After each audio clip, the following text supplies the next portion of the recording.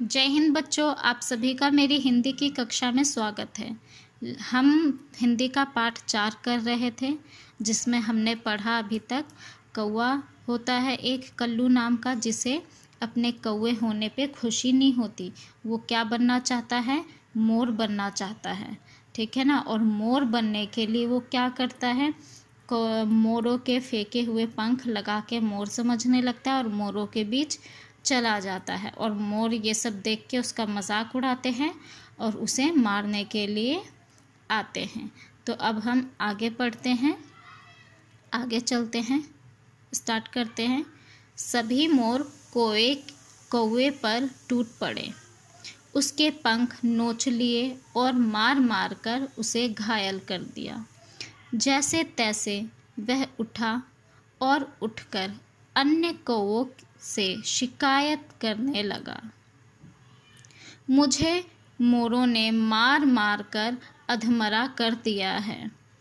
एक बुजुर्ग कौवा बोला, सुनते हो इस मूर्ख की बात? यह हमारा उपहास करता था और मोर बनने के लिए बावला रहता था। इसे इतना ज्ञान नहीं कि जो प्राणी अपनी जाति से संतुष्ट नहीं रहता वह हर जगह अपमान पाता है। मोरों से पिटने के बाद हमसे मिलने आया है। इस धोखेबाज की खूब पिटाई करो। सभी कौवों ने भी मिलकर उसकी खूब पिटाई की। तो क्या पढ़ा बच्चों आपने कि कौवा क्या है? मोरों से पिटने के बाद अपने कौवे के पास जाता है, जो कौवे लोग होते हैं उनके साथी उनके पास जाता है और उससे शिकायत करता है कि क्या हुआ कि मेरे साथ मोरों ने मुझे मारा। और किस लिए जाता है शिकायत करने की? मोरों ने मुझे मारा ताकि हम उसका बदला लेने चलो मेरा। लेकिन उल्टा पड़ जाता है। सारे कौवे क्या कहते हैं? क्या कहते हैं सब उसके बारे में, क्योंकि वो तो वैसे भी उनकी इंसल्ट करता रहता था कौवों की, है ना। कौवों से खुश नहीं था वो कल्लू कौवा। तो बुजुर्ग कौवे ने बोला कि भाई देखो, अब तक तो ये हमसे दूर रहता था और हमारी अवहेलना करता रहता था, है ना, हमारी हंसी करता रहता था, हमसे खुश नहीं था। और अब जब मोरों से पिट चुका है तो अब हमारे पास आया है। ये कितना धोखेबाज है, हमें भी इसको मारना चाहिए। तो फिर क्या होता है? सभी कौवे लोग भी उसे पकड़ के मारने लगते हैं। तो इस कहानी से बच्चों आपको क्या शिक्षा मिलती है?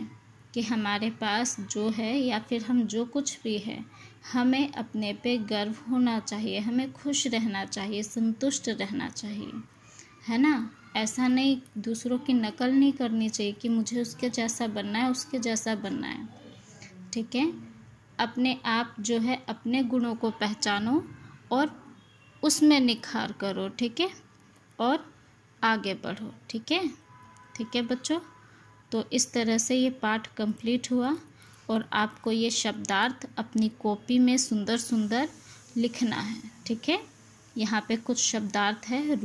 रूप का अर्थ होता है सौंदर्य, ठीक है, सुंदरता।